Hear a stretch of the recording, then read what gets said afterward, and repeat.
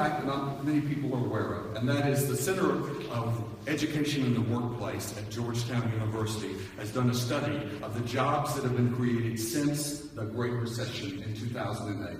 And they estimate that about 11 million jobs have been created. You know who those jobs went to, those 11 million jobs?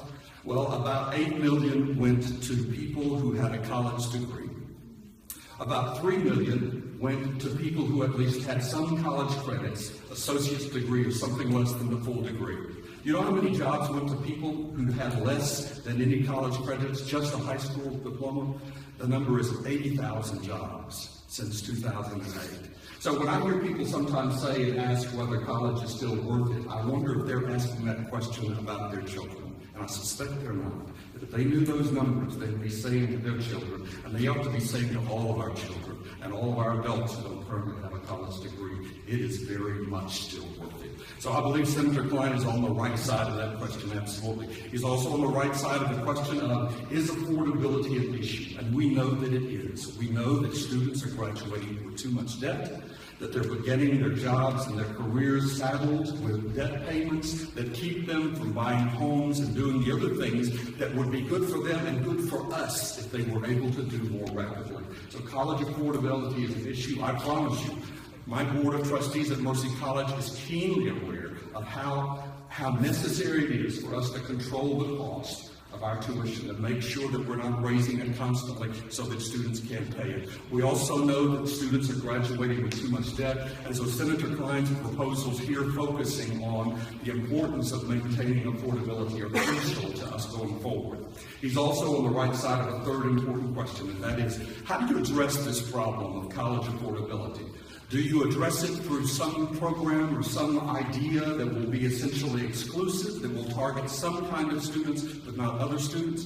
Or do you address it through a mechanism that will be inclusive, that will try to include all of New York students in the game, in the process of trying to work with college affordability?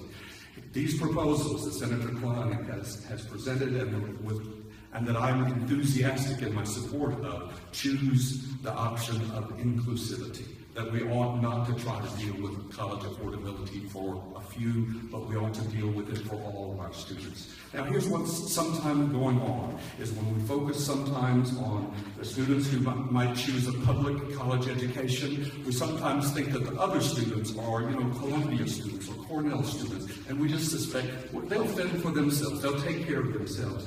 That presumption misunderstands private institutions in the state of New York and in fact around the country.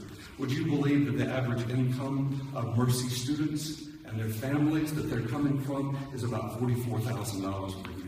We are serving predominantly students who are coming from the lowest section of family incomes.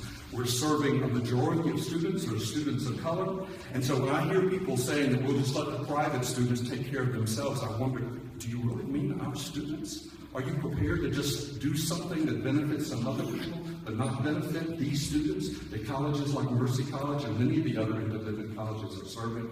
And I think our answer has to be no. That would be unthinkable. So what Senator Klein's proposals do is come down right on every important issue, on the issue of how important college is, on the issue of how real the problem of affordability is, and on the issue of how we ought to address that problem, and do so inclusively to include all New York college students and not just a few. Thank you, Senator. Thank you, Senator. Next up is